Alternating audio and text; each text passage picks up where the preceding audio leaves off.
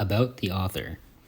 When Edgar Allan Poe began writing Berenice, his hometown of Baltimore was full of rumors about grave robbers stealing teeth from the deceased. Playing on the public sphere, Poe wrote Berenice. In a letter to Thomas White, editor and publisher of Southern Literary Messenger, Poe described the story as approaching the very verge of bad taste. Berenice by Edgar Allan Poe. Epigraph. My companions told me I might lighten my misery by visiting my dear one's grave. Ebn Zayat, Iraqi poet.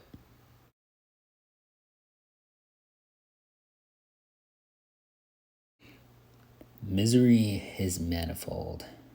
The wretchedness of earth is multiform.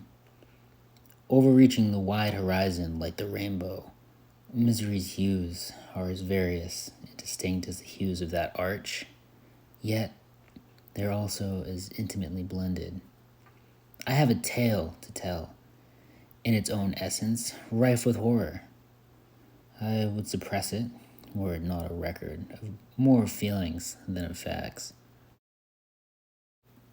My baptismal name is Aegeus. My last name I will not mention.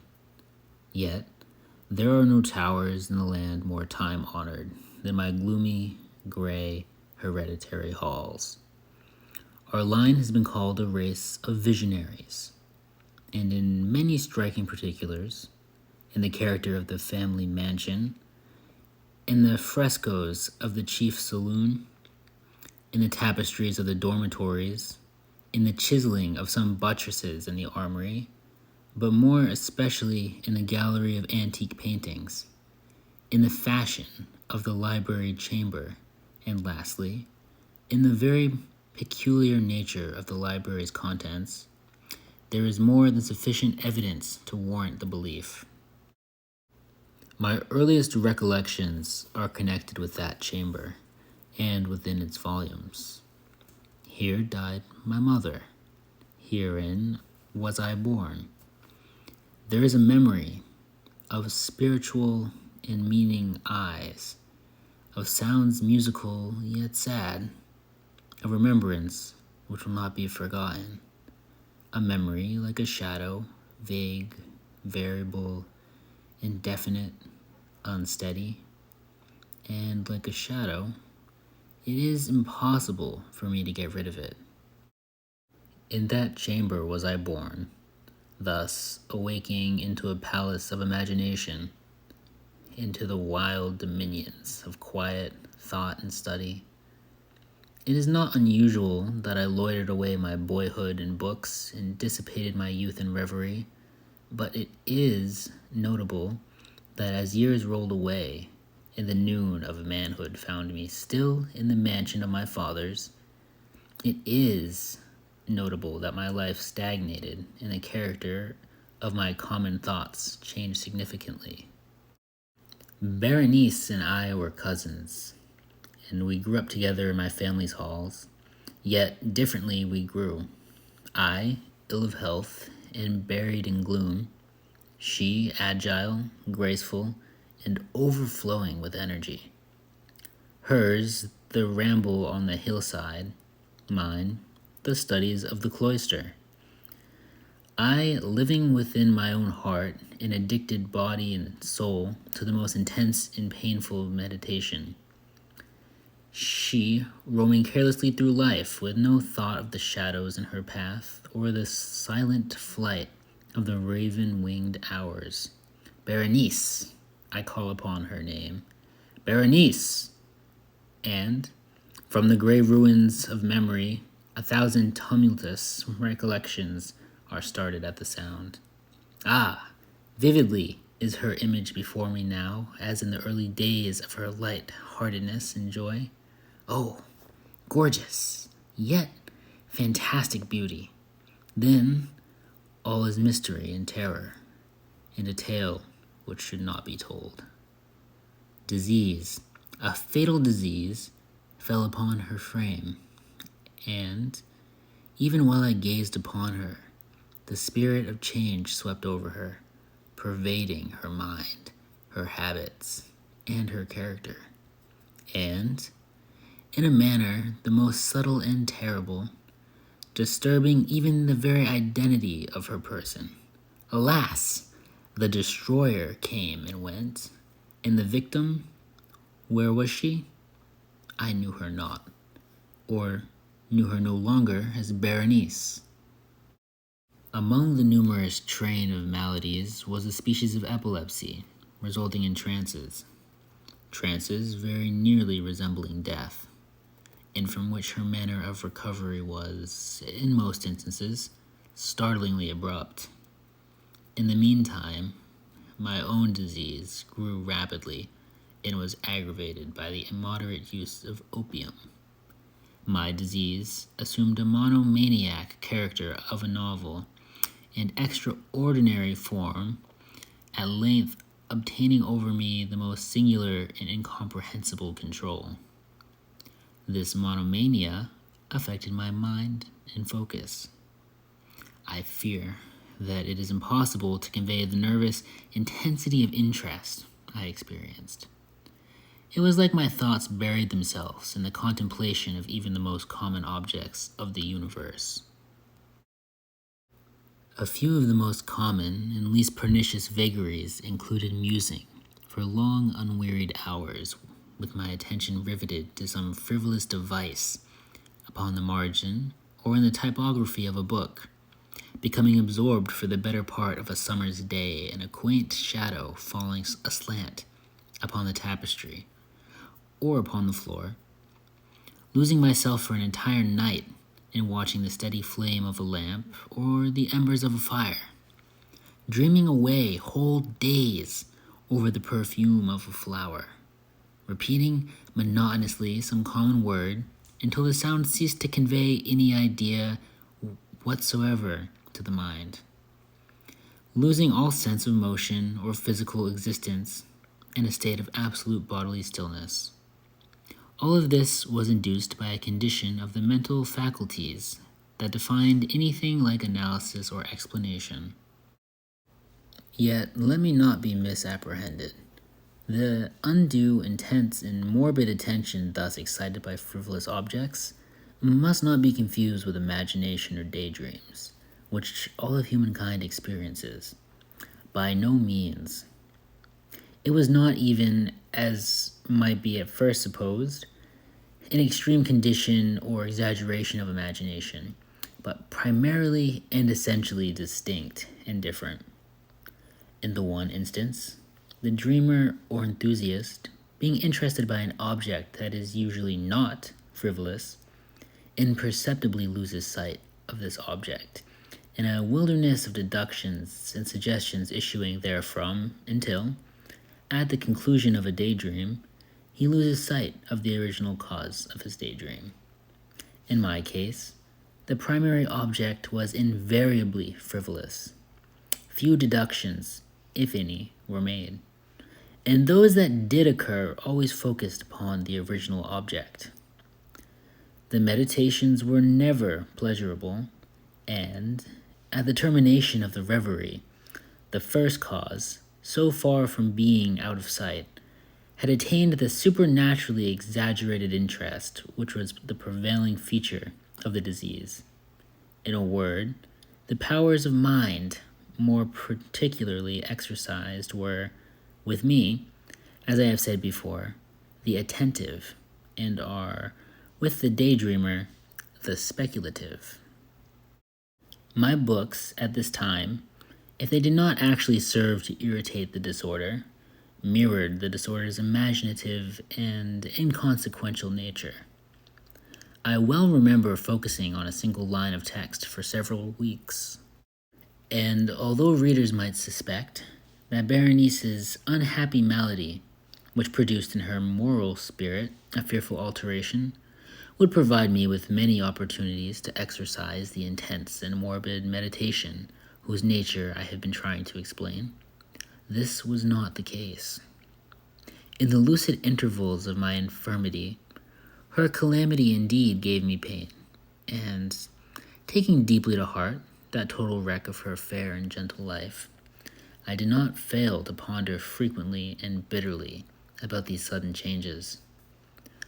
But these reflections partook not of the idiosyncrasy of my disease, and likely would have occurred under similar circumstances to ordinary people.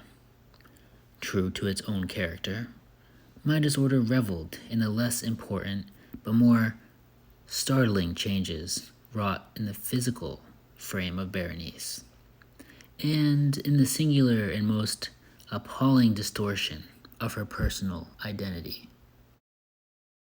During the brightest days of her unparalleled beauty, I had never loved her.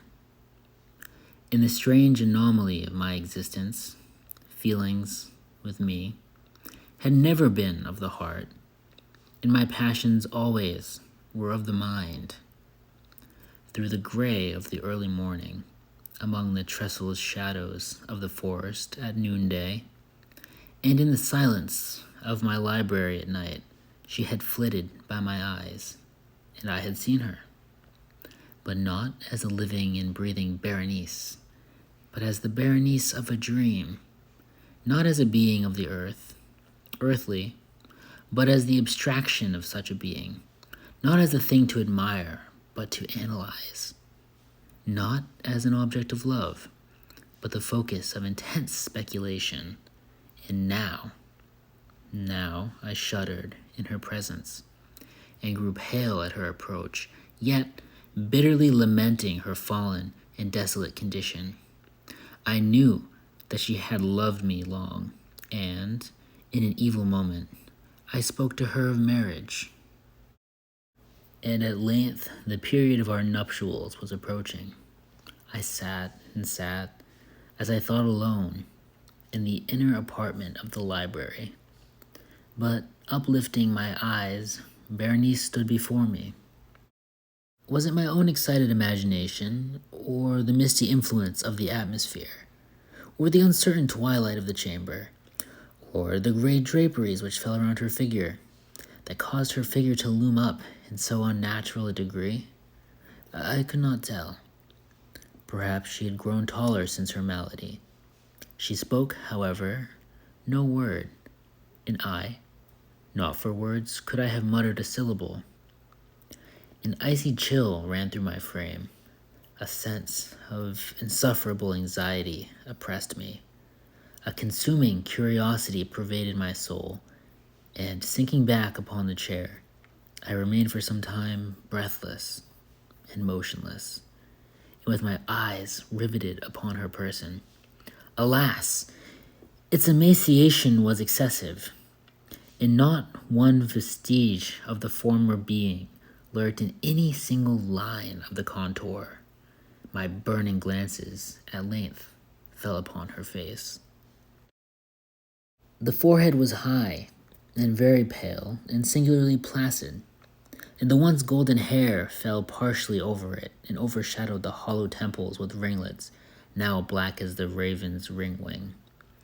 The eyes were lifeless and lusterless, and I shrunk involuntarily from their glassy stare to the contemplation of the thin and shrunken lips.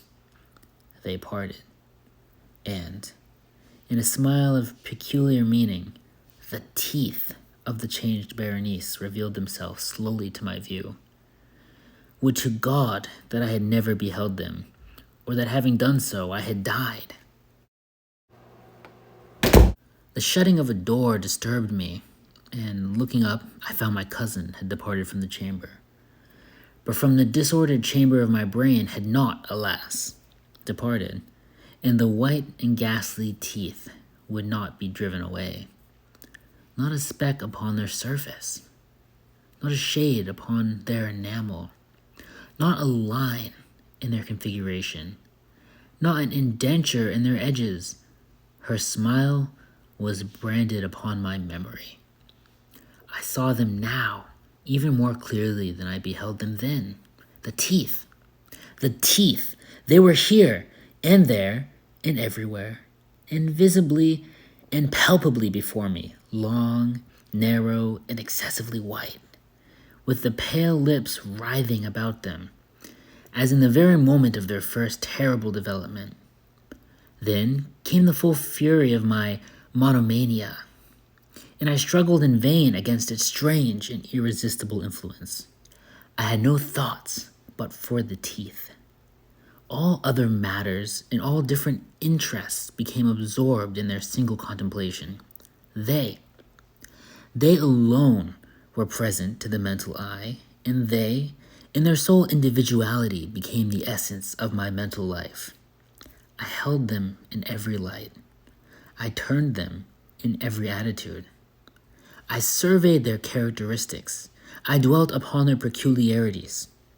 I pondered upon their conformation. I coveted them madly.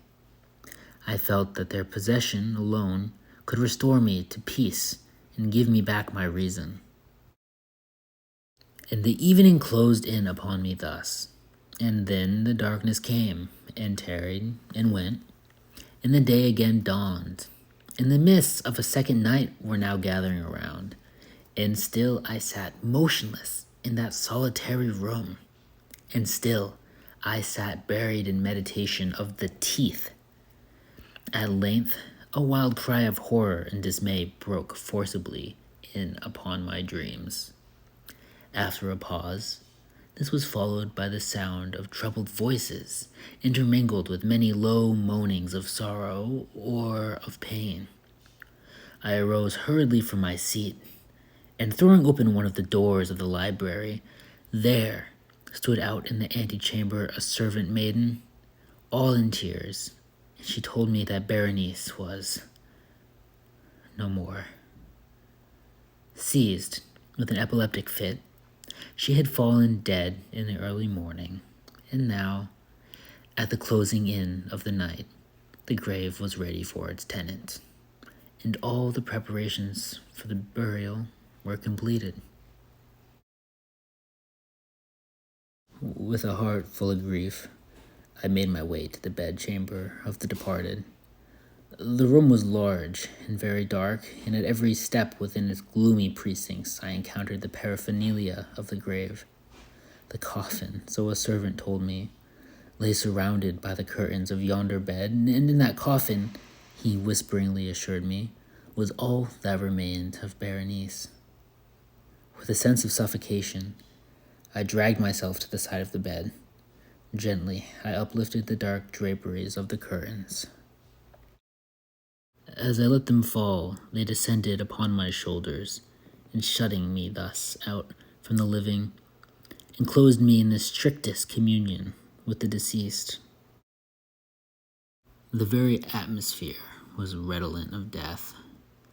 The peculiar smell of the coffin sickened me, and I thought a deleterious odor was already exhaling from the body.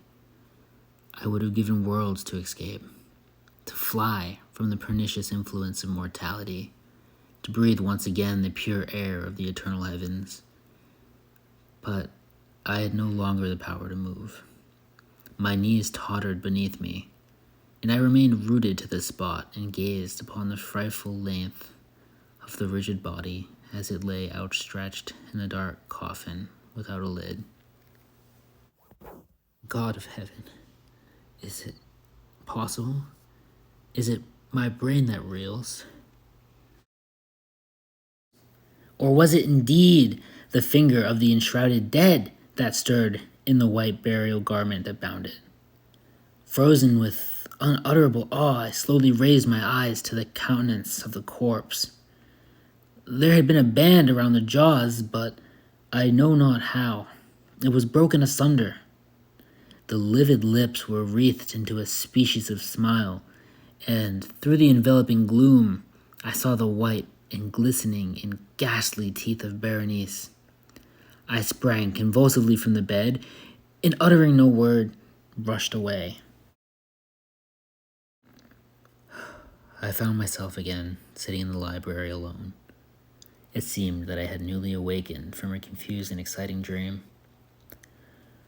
I knew that it was now midnight, and I was well aware that Berenice had been buried since the setting of the sun. But of that dreary period which had intervened, I had no positive, at least no definite comprehension. Yet its memory was rife with horror more horrible from being vague and terror more terrible from ambiguity. It was a fearful page in the record of my existence, written all over with dim and hideous and unintelligible recollections. I strived to decipher them, but in vain. The shrill and piercing shriek of a female voice seemed to be ringing in my ears. I had done a deed. What was it? On the table beside me burned a lamp, and near it lay a little box of ebony. It was a box of no remarkable character, and I had seen it frequently before, it being the property of the family physician. But how came it there upon my table, and why did I shudder in regarding it?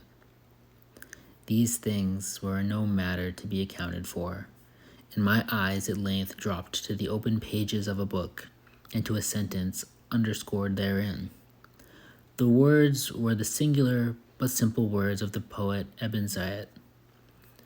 My companions told me I might find some little alleviation of my misery in visiting the grave of my beloved. Why, then, as I perused them, did the hairs of my head erect themselves on end, and my blood congealed within my veins?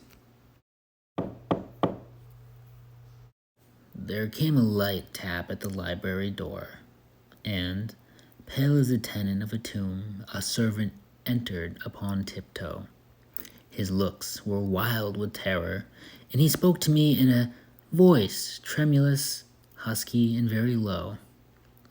What said he? Some broken sentences I heard, and he told of a wild cry heard in the silence of the night, and the gathering together of the household, of a search in the direction of the sound, and then his tones grew thrillingly distinct as he whispered me of a violated grave, of a disfigured body discovered upon its margin, a body enshrouded, yet still breathing, still palpitating, still alive. He pointed to my garments. They were muddy and clotted with gore. I spoke not, and he took me gently by the hand, but it was indented with the impress of human nails. He directed my attention to some object against the wall. I looked at it for some minutes. It was a garden spade. With a shriek, I bounded to the table and grasped the ebony box that lay upon it, but I could not force it open, and in my tremor, it slipped out from my hands and fell heavily and burst into pieces, and from it, with a rattling sound, there rolled out some instruments of dental surgery, intermingled with many white and glistening substances that were scattered to and fro about the floor.